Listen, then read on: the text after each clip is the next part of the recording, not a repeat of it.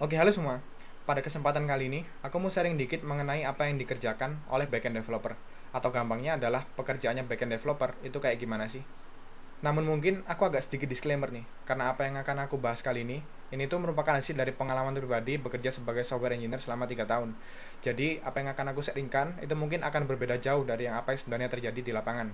Nah, bagi kalian yang mungkin sudah berpengalaman di bidang backend developer dan ngerasa kalau apa yang akan aku sebutkan ini berbeda dari apa yang kalian kerjakan, atau mungkin kalian pengen switch career dan sudah baca-baca kualifikasi perusahaannya tuh, dan dibandingkan dengan video kali ini tuh hasilnya berbeda. Nah, kemungkinan ada beda kayak gitu, karena ekspektasi setiap perusahaan terhadap backend developer itu pasti beda-beda.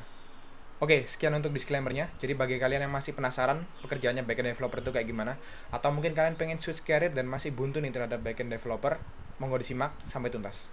Oke, seperti biasa, untuk penjelasannya di sini aku akan butuh oret-oretan. Jadi, pekerjaannya backend developer yang paling utama atau yang paling mudah dilihat itu adalah mengerjakan yang namanya API. Jadi ini udah kayak day to day-nya gitu lah ya, keseharian-keseharian kita sebagai backend developer. Jadi apa itu API? API itu sederhananya adalah mekanisme untuk menyediakan yang namanya data. Jadi kalau perusahaan itu sudah perlu yang namanya backend developer, entah itu karena load-nya tinggi atau memang sudah ada segregasi nih antara front end, mobile, dan back end, itu tuh biasanya front end akan mengerjakan bagian tampilannya nih. Front end katakanlah ini merupakan aplikasi web ya. Jadi ada front end yang mengerjakan aplikasi webnya, dan ada back end yang nge-provide datanya nih. Back end nge-provide data dari yang namanya database. Nah, untuk front end dapat mengambil data dari database, itu tuh kita nggak bisa langsung kayak gini. Yang ada ini tuh nggak secure dan akan berbahaya. Maka dari itu, perlu yang namanya middleware atau jembatan lah sebelum frontend dapat mengakses data-data yang ada di dalam database. Maka dari itu, alur komunikasinya, frontend nggak langsung ambil data dari backend, dari database, melainkan frontend akan berkomunikasi ke backendnya dulu. Woi backend, aku minta suatu data nih. Nah, kayak gini. Baru nanti backend akan mengolah datanya dari database ini, dia akan fetch datanya, dan akan dibentuk sedemikian rupa hingga si frontend itu bisa mengonsumsi atau menggunakan data tersebut. Biasanya dalam format JSON. Nah, seperti ini. Lalu contoh API itu kayak gimana sih? Nah, contoh konkretnya itu kayak gini. Misalkan, aku punya suatu fitur nih, fitur tabel. Jadi dia berupa list data.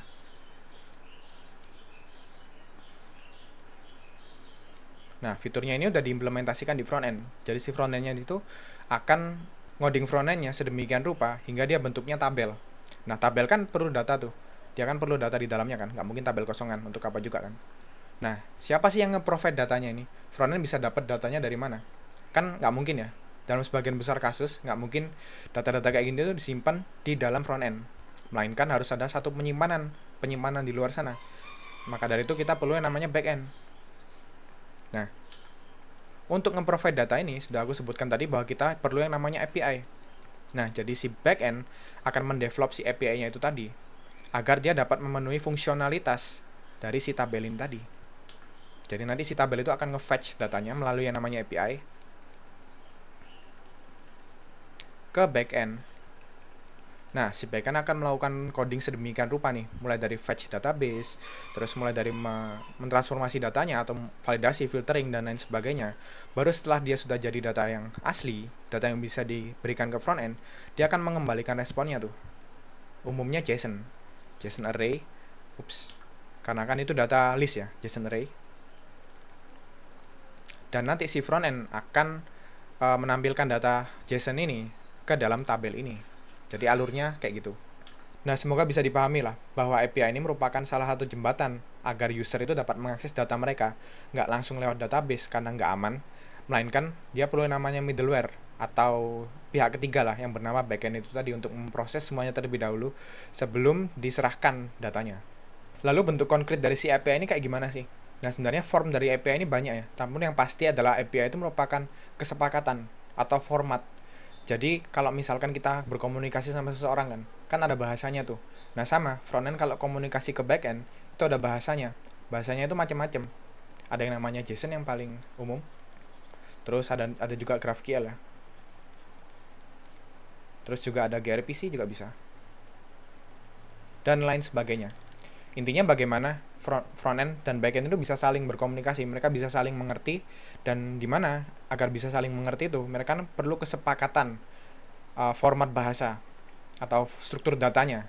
Nah, itu antara tiga ini atau lain sebagainya. Mungkin yang paling umum adalah JSON ya. Kalau bisa aku spill dikit, JSON itu kayak gimana? JSON itu, bukan JSON, melainkan REST. REST ya, sorry. Jadi REST itu merupakan suatu format yang dimana dia bertumpu sama yang namanya JSON. Jadi formatnya itu kayak gini. Misalkan aku pengen mengambil data list nih. Data list itu kan biasanya kalau di REST itu kan kita get gini, terus endpoint-nya apa, terus URL-nya apa. Misalkan server dari backend kita itu backend.com. Terus karena kita pengen minta yang namanya data, misalkan data produk, dan umumnya itu kayak gini, API/products. Nah, dengan kayak gini, front-end itu perlu tahu lokasi backend-nya di mana melalui ini. Lalu tidak lupa juga, di backend kita juga perlu sediakan tuh, yang namanya endpoint. Yang dimana endpoint ini akan membedakan prosesnya itu apa aja. Karena kan kita nanti punya banyak proses tuh, API-nya bakal banyak banget, cuman domainnya ini satu doang. Nah, kita perlu bedakan setiap prosesnya itu melalui URL-nya ini tadi. Dan sebenarnya nggak URL aja ya pembedanya, bisa jadi dari payload-nya, bisa jadi dari metodenya, dan lain sebagainya. Cuman aku spill dikit aja lah. Nah, setelah kita sukses mendapatkan data produknya, si backend itu akan mengembalikan yang namanya JSON. Makanya tadi sempat ketuker, karena keduanya berkolerasi. Nah, JSON itu bentuknya kayak gini. Ini kurung kurawal, maafkan kalau jelek. Dan di sini ada beberapa atribut, kayak misalkan ID 1, terus ada product name, misalkan PS5, dan lain sebagainya. Intinya adalah ini tuh, JSON ini tuh akan merepresentasikan objek produk. Dan dari sisi URL-nya juga akan menggambarkan yang namanya objek produk. Dan ini kalau bisa aku lanjutkan dan lain sebagainya, terus nanti ditutup kayak gini. Nah, dari sini kan kelihatan nih, ini tuh dapat kita bentuk sebagai kayak data tabel. Nah, karena dia sudah array nih. Dan ini nanti akan merepresentasikan row-nya. Nah, kurang lebih kayak gitu. Dan tugas utamanya backend itu memprovide si API ini tadi. Nah, kalau kita bedah lagi si API ini, sebenarnya banyak banget komponennya. Kayak contoh, ada yang namanya validasi. Jadi selama aku ngerjain backend atau mendevelop API, validasi itu kayak memakan sekitar 60% sampai 70% proses di backend lah. Sisanya adalah CRUD ke sisi database-nya. Validasi ini bagaimana cara kita untuk mensanitasi data yang dikirimkan sama user. Contohnya kayak misalkan create product. Kan create product itu di database itu kan dia ada beberapa data tuh, kayak misalkan ID, name, terus price, dan description.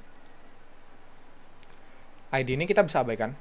Terus name ini kan formatnya di database itu string. Terus sini ada price, formatnya number, dan ada description, formatnya string. Tugasnya dari si validasi adalah memastikan bahwa front end-nya itu nggak ngirim yang aneh-aneh. Kalau dia pengen akses endpoint create product, ya dia ngirim data-data yang sesuai aja. Kayak contohnya ini, name berupa string, price berupa number, description berupa string, dan lain sebagainya. Kita bisa juga cek dari sisi tipe datanya. Kayak misalkan name ini ternyata dia string, price ternyata yang dikirimkan itu string bukan number. Nah, kita bisa kembalikan pesan error ke front end-nya. Front end-nya perlu ngebenahi request-nya sebelum dikirimkan ke back-end, kayak gitu. Terus setelah data divalidasi nih, baru kita bisa lanjut ke namanya business process atau business logic atau logic lah. Dan back-end itu kan memang erat kaitannya sama logic ya. Kalau contoh sederhana aku itu, misalkan create product itu tadi. Create product kan kita perlu inputkan dia ke dalam database tuh. Namun mungkin sebelum masuk ke sini tuh, dia ada berbagai macam logic. Kayak misal dari request ini, bagaimana caranya requestnya bisa masuk ke dalam database yang skemanya itu nggak sesuai. Jadi apa yang terjadi di teori dengan lapangan itu beda ya. Kalau misalkan di teori kita perlu yang kayak gini, namun ternyata yang ada di lapangan, database-nya tuh semrawut. Dia ada banyak kolom yang bisa kita hindari atau perlu kita inputkan ke sana. Nah, tugas kita di bagian bisnis logiknya itu memastikan bahwa data-data yang masuk itu masuk pada kolom-kolom yang tepat. Atau mungkin kalau konteksnya dia sudah microservice. Microservice kan berarti ada banyak backend ya, ada banyak service. Misalkan backend kita di sini. Bagaimana cara kita bisa memastikan bahwa data-datanya itu bisa ditangkap ke banyak service? Metodenya ada banyak. Cuman yang pasti contohnya kayak gitulah. Nah, setelah selesai di logiknya, baru kita bisa masuk ke layer database-nya. Layer database itu merupakan layer di mana kita bisa menginputkan data ke dalam persistent storage atau database. Dan database macam-macam. Yang paling umum ya SQL. Dan tentu kalau berurusan dengan database SQL, kita perlu bisa yang namanya bahasa SQL. Bagaimana cara kita nge-query, insert, update, delete, select, dan sebagainya. Jadi setelah si request tadi divalidasi, terus masuk ke logic-logicnya, terus biasanya umumnya di logic-logic itu tadi, itu kita juga beriringan masukin data ke dalam database. Dan komponen database ada banyak macamnya, kayak ada insert, update, delete, dan sebagainya, terus ada transaksi, terus ada rollback, terus ada indexing, dan lain sebagainya. Pokoknya kalau kita ngomongin database ini luas banget, dan merupakan salah satu kualifikasi dasar kalau kita pengen jadi backend developer. Dan kesehariannya backend developer juga ngurusin query ke dalam database ini tadi. Lalu selain proses ngoding-ngodingnya ini kan proses ngoding ya, jangan lupain juga bahwa kita developer juga perlu yang namanya komunikasi. Entah front-end, back-end, dan lain sebagainya. Pokoknya komunikasi itu perlu banget. Dan fun fact aja, kalau misal kalian udah pro banget, udah experience banget ke namanya programming, sebagian besar pekerjaan kalian itu lelah di bagian komunikasinya. Karena kalau kita udah terbiasa ngoding, yang ngoding itu gitu-gitu aja. Yang menantang itu di bagian komunikasinya. Nah, komunikasi sebagai backend developer itu bentuknya macam-macam ya. Bisa jadi komunikasi ke stakeholdernya, misalkan ke produk, tim produk maksudku, atau ke developer lain, katakanlah front-end. Nah, komunikasi ke front-end ini kan biasanya kayak dalam bentuk kita pengen ngerjakan fitur tabel itu tadi. Nah, gimana cara kita bisa nge-deliver ini fitur tabelnya? Nah, kan aja banyak macam-macamnya ya. Kayak contoh kita bisa nge-provide kontraknya itu tadi. Kontrak ini apa? Kontrak ini spesifikasi dari endpoint kita itu tadi. Jadi kita tektokan sama si frontendnya, kita ngomong, fitur tabel ini ternyata fiturnya ini, kita bisa filter, kita bisa sort, dan lain sebagainya. Jadi aku si backend akan nge-provide si API itu tadi dengan fungsionalitas sebagai berikut. Nah, kayak misalkan kita bisa buat si API-nya tadi bisa melakukan proses filter dengan mengirimkan data-data tertentu, atau proses sorting dengan juga mengirimkan data-data tertentu, dan lain sebagainya. Nah, kontrak ini biasanya juga dituangkan ke dalam yang namanya dokumentasi atau API docs. Nah, jadi selain ngoding, kita juga perlu yang namanya ngetik, nulis. Dan yang paling sering kita tulis itu adalah dokumentasi. Dokumentasi bisa dari sisi arsitektur, code, dan lain sebagainya. Cuman yang paling sering, yang day to day, itu yang wajib banget, itu merupakan API docs ini tadi. Dan API docs komponennya macam-macam, bisa pakai Swagger, terus bisa pakai kayak Confluence, Jira, dan lain sebagainya itu, atau bahkan bisa pakai Notion atau ya text atau rich text editor yang kalian senangi lah, yang kita kesepakati di kantor kayak gitu. Lalu jangan lupa juga ada komunikasi dengan produk ya. Dan komunikasi ke produk ini merupakan hal yang krusial karena umumnya berkaitan dengan fundamental si fiturnya itu tadi. Kayak contoh, kita backend developer itu bisa menjembatani antara sistem dengan keinginan si produknya. Produk ingin ABCD, namun ternyata sistemnya cuma bisa nge-provide A, B doang. Nah, kita komunikasikan ke si produknya bahwa secara teknis nggak memungkinkan. Sebenarnya memungkinkan, mungkin secara timeline bakal lebih lama karena bla bla bla bla bla. Nah, itu kita bisa jembatani dengan ngobrol ke produk. Nah, oke, ini untuk day to day-nya, jadi buat API, komunikasi, dan lain sebagainya. Cuman kalau kita tarik lebih jauh lagi nih, backend developer itu juga bisa mendesain yang namanya sistem desain. Apa itu sistem desain? Jadi sistem desain itu merupakan suatu gambaran atau diagram-diagram sistem bagaimana sistemnya itu terjadi pada suatu fitur tertentu. Katakanlah kita pengen buat suatu fitur di mana aplikasi kita bisa integrasi dengan third party, misalkan kayak gitu. Jadi ada aplikasi kita, aplikasi web, terus dia bisa integrasi dengan third party atau aplikasi lain. Dan ini biasanya umum terjadi juga, third party. Caranya gimana biar kita bisa menjembatani si fitur integrasi ini dan fitur-fitur lain? Nah, itu biasanya kita tuangkan dalam bentuk diagram yang biasa disebut sebagai sistem desain. Contohnya kayak gini, misalkan dalam suatu proses integrasinya, ternyata si aplikasi pihak ketiga ini dia mengirimkan yang namanya token yang perlu kita simpen.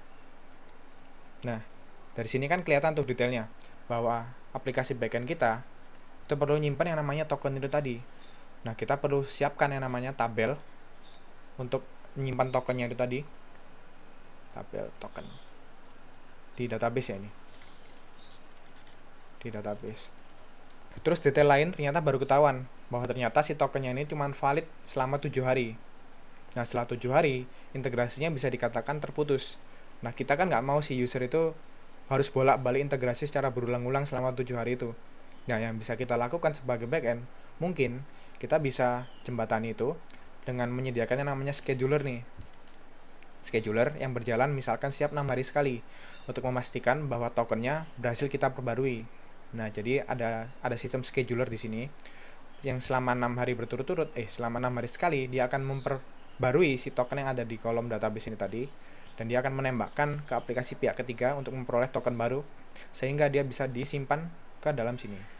Contoh sistem desain itu kurang lebih kayak gini lah. Jadi bagaimana suatu fitur itu dapat bekerja, dan kita bisa gambarkan itu melalui dokumen, kita bisa gambarkan itu melalui diagram-diagram kayak gini. Dan nggak hanya diagram aja, apabila kita delve lebih jauh lagi nih, sistem diagram ini juga bisa kita turunkan menjadi yang namanya API itu tadi. Nah, setelah ketahuan bahwa flow-nya kayak gini dan udah ada mock-up-nya, ternyata udah ada mock-up, nah kita bisa bedah lagi bahwa ternyata yang kita perlukan nih API ini, API 1, 2, 3 dan lain sebagainya. Terus kita coba bedah lagi, API 1 dipanggil waktu ini, API 2 kita panggil waktu ini, API ketiga kita panggil waktu itu. Nah, ini bisa kita mix and match juga dari sisi mockupnya sistem desain diagram ini, dan juga list API sudah kita sediakan.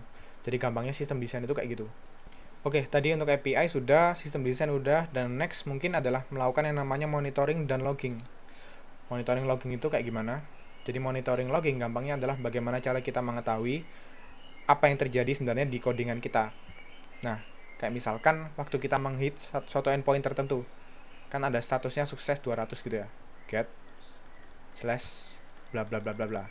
Nah, ini kita biasanya kan di lokal itu bakal muncul tuh loggingnya kalau user ada yang ngehit endpoint ini dan statusnya sukses.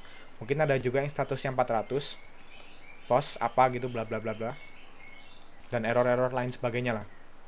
Kan biasanya kalau di lokal kita dapat melihatnya dari lewat terminal itu kan. Jadi kan di terminal kelihatan kalau ternyata ada error atau ada apapun, itu kan kelihatan di terminal. Nah, tapi kalau udah kita deploy ini backend-nya ke server, gimana cara kita ngelihatnya? Nah, itulah mengapa logging dan monitoring itu penting. Dan tekniknya macam-macam.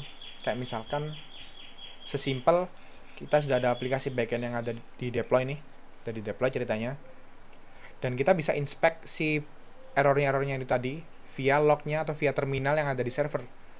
Biasanya juga bisa sesimpel itu. Terminal. Nah, jadi kalau misalkan ada user ngehit tuh si backend, si API-nya ternyata error.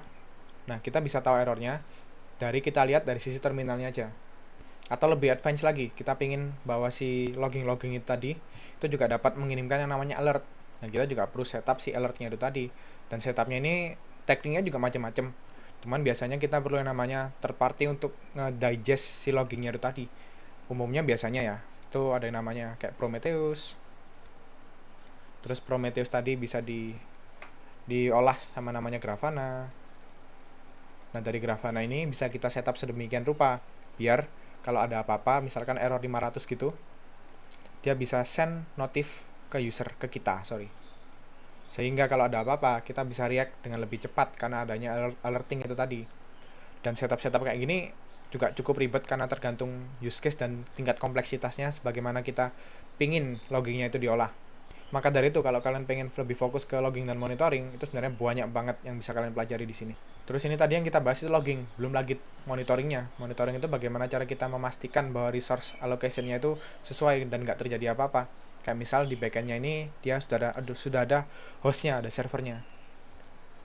Nah, kita perlu pantau ini resource allocation backend-nya kita itu terhadap spesifikasi servernya, misalkan CPU usage, memory usage, dan lain sebagainya. Dan metrik-metrik itu tadi juga bisa di-digest ke satu tempat, misal di Grafana. Dan kalau terjadi apa-apa, kita juga bisa kirimkan yang namanya alerting, dan lain sebagainya. Jadi konsep dari logging dan monitoring itu kayak gitu, untuk memastikan bahwa kalau terjadi apa-apa, kita bisa tahu dan react dengan cepat, apalagi kalau konteksnya itu terjadi di server production, kayak gitu. Terus kalau kita udah pasang login dan monitoring dengan proper nih, apalagi tugasnya seorang backend developer. Nah, tugasnya seorang backend developer itu juga biasanya melakukan yang namanya scaling. Dan scaling itu apa? Ntar aku cari space kosong dulu. Nah, scaling itu apa? Kalau kita udah collect nih dari sisi metriknya, bahwa kita tahu kalau ternyata ada satu API yang bottleneck. API-nya tersebut bisa memakan yang namanya CPU-nya mungkin sampai 90% atau memory usage-nya tembus sampai 100%. Kan itu dapat menjadi problem tuh, karena dapat membuat experience-nya user yang manggil API-nya itu lemot banget. Maka dari itu perlu yang namanya optimasi atau scaling. Optimasi pun dapat dilakukan dari banyak hal. Nah, dari sisi logging dan monitoring, itu melakukan monitoring mana sih komponen yang bottleneck. Bisa mungkin dari sisi front-end-nya, atau mungkin dari sisi back-end-nya, atau mungkin dari sisi database-nya. Nah, kita perlu tahu dulu nih, yang bottleneck itu di sisi mananya, yang lemot dari sisi mananya. Baru kalau sudah kita tahu, kita bisa optimasi di bagian sana. Misalkan yang paling sering dari sisi database-nya nih, ternyata dia bottleneck. Ternyata datanya udah banyak setelah kita inspect. Nah, kita bisa lakukan berbagai teknik optimasi dari sisi database-nya. Misalkan contoh kita bisa pasang indexing pada suatu query tertentu. Index. Nah, index ini kan membantu yang namanya pencarian data kan. Jadi dengan adanya indexing, at least kita bisa mempercepat proses query-nya. Atau kalau indexing sudah nggak nolong, kita bisa lakukan yang namanya partition, yang ke advance lagi. Atau kalau udah nggak nolong lagi, mungkin sharding. Atau kalau nggak ribet, pengen nggak ribet yang namanya sharding, bisa introduce layer baru yang namanya cache, cache. Jadi selain backend ambil dari database, backend juga perlu ngecek di sisi cache-nya dulu. Baru setelah di cache-nya nggak ada, dia baru akses dari sisi database-nya. Contohnya kayak gitu proses scaling dan optimasinya. Atau contoh, ternyata ada satu logic di backend-nya yang bottleneck nih, ini ternyata lemot. Nah, kita bisa optimasi itu tanpa ngutak-atik dari sisi database-nya. Tapi kita perlu tahu dulu masalahnya dari mana. Kalau ternyata ada di backend, ada logic yang miss, nah kita bisa optimasi dari sisi sananya. Kan kayak gitu. Atau mungkin sesimpel dari sisi front-end-nya. Front-end-nya ternyata dari code nggak optimal nih. Dia secara terus-menerus memanggil yang namanya backend. Sehingga proses dari backend-nya ini berat banget. Nah, kita bisa optimasi dari sisi front-end-nya. Kayak gitu contohnya. Atau kalau udah advance banget nih, misalkan udah pengen introduce yang namanya microservice. Jadi backend-nya ada beberapa. Karena timnya udah gede banget kan. Mereka pengen bekerja secara independen dan juga stack-nya yang dibutuhkan secara service-nya itu beda-beda juga. Nah, kita bisa pakai namanya microservice untuk scaling, baik dari sisi organisasi maupun tech. Nah, ini udah treatment-nya udah beda lagi tuh. Kita perlu bagaimana caranya dia berkomunikasi satu sama lain kan. Bisa mungkin pakai message broker atau lain sebagainya. Pokoknya ribet banget lah. Dan ini juga biasanya perlu dipikirin oleh seorang backend developer atau mungkin tim dari serangkaian backend developer itu tadi. Kayak gitu. Oke, mungkin sekian dulu untuk sharing pengalamanku mengenai backend developer ini. Dan kalau bisa aku rangkum, berarti tadi ada develop API ya. Terus ada desain, sistem desainnya kayak gimana. Terus jangan lupa juga setup logging dan monitoring yang proper. Lalu di terakhir, mungkin ada scalingnya juga. Perlu kita pikirin sebagai backend developer. Oke, semoga bermanfaat lah dan memberikan insight bagi kalian yang masih penasaran backend developer itu kayak gimana. Dan mungkin sekian dariku, jangan lupa like dan subscribe untuk dukung channel ini, dan sampai jumpa di video selanjutnya. Bye-bye.